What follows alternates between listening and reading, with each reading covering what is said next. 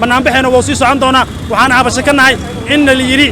anigu waa la yaqaan macallin qaranaanahay kaarkayga la yaqaanaa caloolxumo ay qaaday 3 kun oo macallin waa qaadana 187 macallin waan gooynaa ayaan nahay waxaan ka banaanbaxaynaa lambar gaaban oo lagu soo diray message banaanka hore ee wasaaradda waxbarashada ee Soomaaliya mushaarkiina soddon iyo kooda ku egyahay macallimiin qaran waa dhawahay waxaan ka banaanbaxaynaa ama iskaga imaanay anugoo ah macallimiin qaran Soomaaliyeed oo ka diiwaangashan wasaaradda waxbarashada oo ka diiwaangashan shaqadii shaqaalaha oo ka diiwaangashan wasaaradda maaliyadda oo mushaar ku qaato ayaan nahay waxaan ka banaanbaxaynaa lambar gaaban oo lagu soo diray message waxaana la yiri mushaarkiina wuxuu ku ogyahay 130ka macallimiintaasna waxay iskugu jiraan 187 macallin maamulyaana la jireen maamulyaashu waa la xaliyaa la yiri taas ayaan ka soo banaanbaxnay waxaan ka hor banaanbaxowa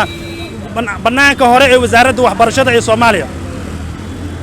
waxaan ka mataqaanaa ilaa anugu kala fadhiisano ra'iisul wasaaraha Soomaaliya iyo madaxweynaha amba gudoomiyaha baarlamaanka amba wasiir Faarax qodiisa aan kala fadhiisano banaanbaxayna wuu sii socon doonaa waxaan cabasho ka nahay in la yiri mushaarkiina soddon iyo kooda ku egyahay macallimiin qaran kaarkooda heesto shaqeeyo muddo dheer macallimiin ku jira 12 sano goobta iskuulka soo bilaabay ayaan iskugu jirnaa marka ilaa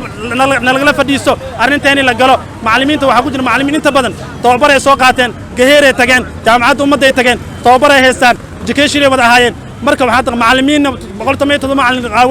waa bedelaynaa macallimiin cusubna waa qaadayna 3 kun wasaaraddu way nagu qaldan tahay marka aanu ka saadlayno wasaaraddu taas waa ka xumaanay qalad aan u fahanay hadii aan macallimiinta qaranka Soomaaliyeed oo Muqdisho joogto maanta macallin hadduu macallin oo ubad Soomaaliyeed soo banaan bixinay maanta hadii la yiraaho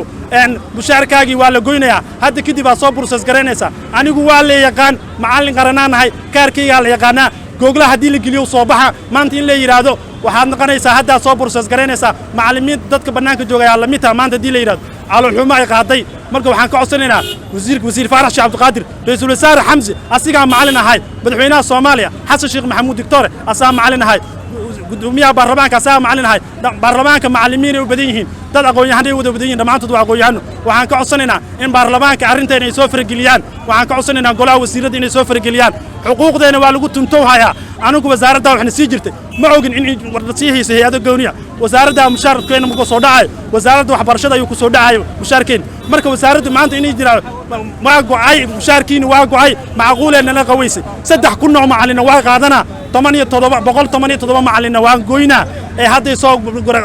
soo codsanayaan taas waan qaada weynay wasaaradda waxbarashada dib ha iskugu noqoto wasiir Faarax dib ha iskugu noqdo anuunka macallimiin linkigana buuximayno mataqaanaa ilaa aan laga fadhiiso arintayni macallimiin tababaran shahaadadooda heestaan geer la geeyay jaamacadda ummadda la geeyay 12 sano soo shaqeynay in maanta la yiraahdo imtixaan dib u soo galaysa macallimiin cusubna waa la qaadanaa taas ayaa iska soo banaan baxnaa